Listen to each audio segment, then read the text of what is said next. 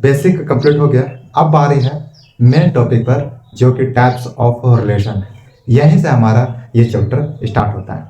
पिछला पार्ट में हमने सिर्फ बेसिक देखा था, अब उस बेसिक को इस कॉन्सेप्ट से कनेक्ट करने वाले हैं। तो टाइप्स ऑफ रिलेशन, पहला है एम्पैथी रिलेशन। ओके, एम्पैथी हम देख चुके हैं कि रिलेशन क्या है। अब देखने जा रहे हैं टाइप्स ऑफ रिलेशन। फर्स्ट है एम्पैथी रिलेशन। देखो, ये इंग्लिश लिखा हुआ है एम्पैथी, अगर इसे हम हिंदी में समझे तो क्या होगा? एम्पैथी का मतलब खाली कुछ नहीं, यानी एक रिलेशन जिसमें कुछ ना हो उसे हम एम्पैथी रिलेशन कहते हैं। लेकिन मैथमेटिक्स में, चूंकि ये इंग्लिश में है, हम सब मैथमेटिक्स में कैसे कन्वर्ट करते हैं या फिर किस सिंबल से रिप्रेजेंट करते हैं? तो इसे हम रिप्रेजेंट करते हैं इस सिंबल से, जो कि जीरो फिर एक लाइन, और इसे प्रोनाउंस किया जाता है किस तरह? फाइव से, फाइव। इस सिंबल को क्या बोला जाता है? फाइव। आप समझ चुके हैं कि एम्पैथी रिलेशन का हम रिप्रेजेंट करेंगे फाइव से, और फाइव दिखेगा ऐसा। ठीक है, अब थोड़ा और डिटेल्स में समझते हैं कि एम्पैथी आखिर क्या है। एम्पैथी मतलब खाली। ठीक है, हम एक सेट में कुछ एलिमेंट्स ले लेते हैं, जैसे 1 2 3, 1 2 3, ये सेट है। आप कोई भी एलिमेंट्स ले सकते हैं। मैंने यहाँ पर नंबर से एलिमेंट्स लिया। ठीक है, सेट बी, दूसरा सेट। इस सेट में कोई और नंबर ले लिया जाए, जैसे 100, 101, 102, या फिर आप डायरेक्ट 101, 102 और 103 ऐसा एलिमेंट्स ले सकते हैं। ठीक है, ये सेट है, सेट वन एंड सेट दूसरा। हमने देख लिया सेट क्या है। आप महसूस कर पा रहे हैं कि किस तरह बेसिक्स को हम यहाँ कनेक्ट कर रहे हैं। पहले हमने देखा कि रिलेशन क्या है, फिर देख रहे हैं कि एम्पैथी रिलेशन मतलब खाली रिलेशन। फिर इस बिना सेट के तो हम समझ नहीं पाएंगे, और इस सेट को हमने बेसिक में पढ़ा और इसे यहाँ पर कनेक्ट करो। ठीक है, तो सेट ए है 1 2 3, और सेट बी है 102, 102, 101, 102, 103। ठीक है, रिलेशन दिया हुआ है, आप ये कह सकते हैं ये क्वेश्चन रिलेशन दिया हुआ, और रिलेशन ये कहना चाहता है कि R2 है रिलेशन। ठीक, तो ये कहना चाहता है कि एक सेट है जिसमें एलिमेंट्स है, लेकिन याद रहे ये एलिमेंट्स नहीं है, ये स्टेटमेंट में लिखा हुआ है। और मैंने बेसिक में कहा था कि अगर स्टेटमेंट में लिखा हो, एफर्ट्स लगाकर उसे समझा जाएगा, तो उसे हम क्या कहें? रास्टर फॉर्म या set builder form? Answer set builder form. अगर मैं यहाँ से पूछ दूँ कि ये क्या है, सेट बिल्डर फॉर्म या रास्टर फॉर्म, तो आपका जवाब होगा सेट बिल्डर फॉर्म।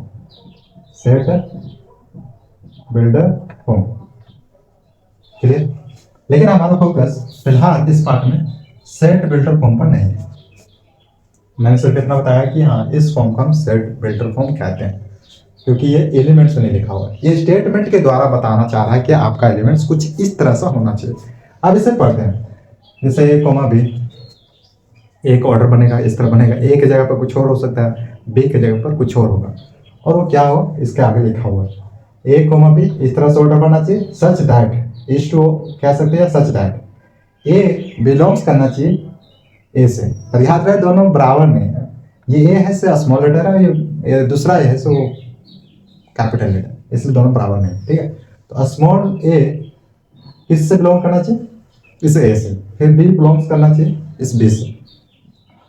और यहां पर देख सकते हैं कि ए है वो ग्रेटर है बी से, ए है ग्रेटर है बी से। आप ए की जगह पर कोई भी नंबर लें, लेकिन कंडीशन ये है कि ए बड़ा होना चाहिए बी से, ये कंडीशन।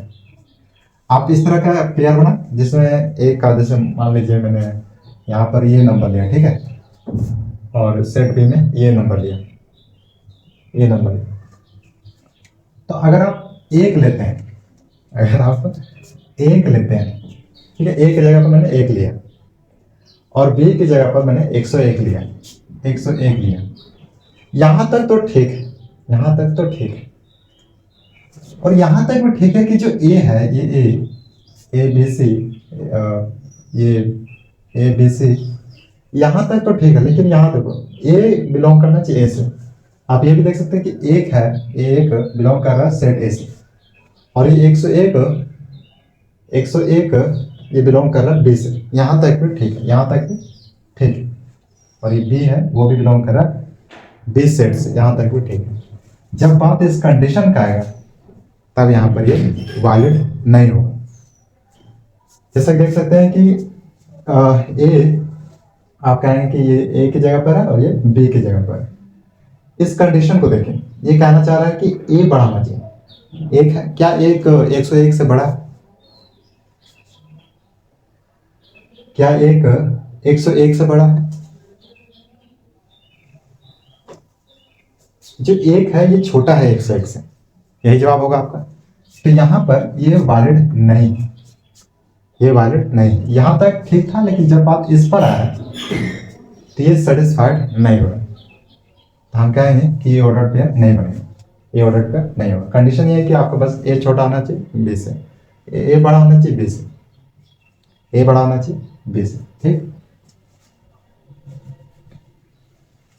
कुछ इस तरह से एनालाइज करना होता है।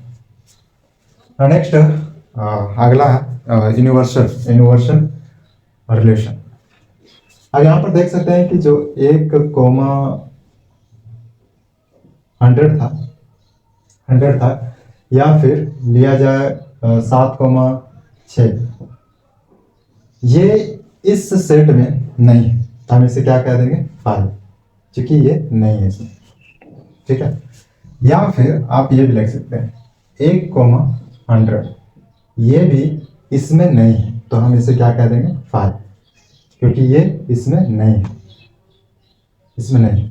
मेरा मतलब ये है कि इस स्टेटमेंट के अकॉर्डिंग ये ऑर्डर जो बना, पेयर जो बना, वो वैलिड नहीं। और मैंने बताया कैसे वैलिड नहीं। जो एक है इस 100 से छोटा है, लेकिन ये कहना चाहता है कि एक बड़ा होना चाहिए बी से, ए बड़ा होना चाहिए बी से, इसलिए ये वैलिड नहीं है। और चूंकि ये इसमें नहीं है, तो हम ये कह सकते हैं कि एम्पटी है। ये रिलेशन क्या है? एम्पटी। ये रिलेशन क्या है? एम्पटी, ठीक है। अब बात है यूनिवर्सल रिलेशन के दूसरा type of relation, A comma A. देखो सेट वही रहेगा, set A and set B. इसी से हम समझ जाएंगे कि यूनिवर्सल रिलेशन क्या है। और ये भी रिलेशन दिया गया, फिर ये दोबारा सेट बिल्डर फॉर्म में है। अब ये कहना चाह रहा है कि ए कॉमा बी इस तरह से होना चाहिए ऑर्डर पे, सच दैट ए है वो बिलोंग्स करना चाहिए ए से, और बी है वो बिलोंग करना चाहिए बी से। लेकिन ये और ये दोनों अलग है, ये दोनों अलग। इसमें देखे, हमने देखा कि ए से बड़ा होना चाहिए बी से, लेकिन ये कहना चाह रहा है कि ए से घटाएंगे बी में। और ये जो सिंबल है इसे मोड कहते हैं। जब आउटपुट आएगा इसे सब्ट्रैक्ट कर तो पॉजिटिव में हो जाएगा। इस सिंबल का कहना है, जिसे हम मोड कहते हैं, ए माइनस के। इससे सब्ट्रैक्ट करने के बाद जब आउटपुट आएगा, तो वो पॉजिटिव में आएगा, ठीक है। ये बहुत बेसिक है। जो आउटपुट आएगा वो पॉजिटिव में आएगा, क्योंकि ये मोड यहाँ पर आ रहा है, ठीक है। फॉर एग्जाम्पल जैसे हम चूंकि सेट सेम है, तो आप इस एक को लें, एक माइनस, और इस बी सेट में से एक एलिमेंट लें 100, और यहाँ पर सिंबल है वो मोड है। सिंबल है वो क्या है? मोड। अब इसे सिंप्लीफाई करें। सिंप्लीफाई करने के बाद आपका आंसर क्या आएगा? -99, और ये मोड के साथ है। जब इस मोड को हटाओगे तो आंसर क्या आएगा? 99। ये माइनस चला जाएगा। क्यों चला जाएगा? क्योंकि ये मोड हमने अप्लाई किया है। ये इस तरह का आउटपुट आएगा अकॉर्डिंग टू दिस कंडीशन, ठीक है, अकॉर्डिंग टू दिस कंडीशन। अब ये कहना चाह रहा है कि जो भी ये आउटपुट आएगा ये बड़ा होना चाहिए 0 से, या बराबर होना चाहिए। क्योंकि ये बात सही भी है कि जो 99 आया है वो 0 से बड़ा है ना, 0 से बड़ा। ठीक है, तो ये सेट है वो सेम रहेगा 1 2 3 100 101 101 102, फिर इसी तरह आप अनलिमिटेड तक जा सकते हैं। तो हमारा रिलेशन क्या बनेगा, 1,100 फिर 1,101 फिर 1,102 फिर 1,102। थोड़ा सा समझने की कोशिश किया जाए, थोड़ा सा समझने की कोशिश किया जाए। हमने ऐसा क्यों लिखा 1,100 1,100 1,101 1,100, लेकिन यहाँ पर आप 2 3 और 4 कर 4 कर 4